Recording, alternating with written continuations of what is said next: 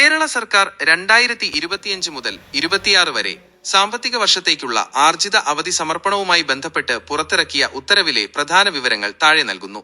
സർക്കാർ ജീവനക്കാർക്കും അധ്യാപകർക്കും ആർജിതാവധി സമർപ്പിക്കാം. സമർപ്പിക്കുന്ന തുക 2025 ഏപ്രിൽ 1 മുതൽ പ്രൊവിഡന്റ് ഫണ്ട് അക്കൗണ്ടിൽ ക്രെഡിറ്റ് ചെയ്യും. ക്രെഡിറ്റ് ചെയ്യുന്ന തുക 4 വർഷത്തിന് ശേഷം 2029 മാർച്ച് 31 വരെ പിൻവലിക്കാൻ സാധിക്കും. പ്രൊവിഡന്റ് ഫണ്ട് അക്കൗണ്ടില്ലാത്ത താൽക്കാലിക ജീവനക്കാർക്കും പ്രത്യേക പ്രൊവിഡന്റ് ഫണ്ട് സ്കീമുകളിലുള്ളവർക്കും 2025 ഏപ്രിൽ 1 മുതൽ സമർപ്പിച്ച അവധിയുടെ തുക നേരിട്ട് പണമായി നൽകും. സർക്കാർ വകുപ്പുകൾ, സർവകലാശാലകൾ, സ്വയംഭരണ സ്ഥാപനങ്ങൾ, നിയമാനുസൃത സ്ഥാപനങ്ങൾ, ക്ഷേമ ബോർഡുകൾ, സഹകരണ സ്ഥാപനങ്ങൾ, അപെക്സ് സൊസൈറ്റികൾ, പൊതുമേഖലാ സ്ഥാപനങ്ങൾ, സഹായം ലഭിക്കുന്ന വിദ്യാഭ്യാസ സ്ഥാപനങ്ങൾ, ഭരണഘടനാ സ്ഥാപനങ്ങൾ, മറ്റു സംസ്ഥാന നിയന്ത്രിത സ്ഥാപനങ്ങൾ എന്നിവയിലെ ജീവനക്കാർക്ക് ഈ ഉത്തരവ് ബാധകമാണ്.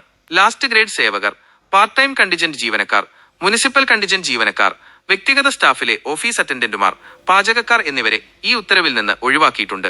ഈ ഉത്തരവ് ടെർമിനൽ സറണ്ടർ സമർപ്പണത്തെ ബാധിക്കില്ല.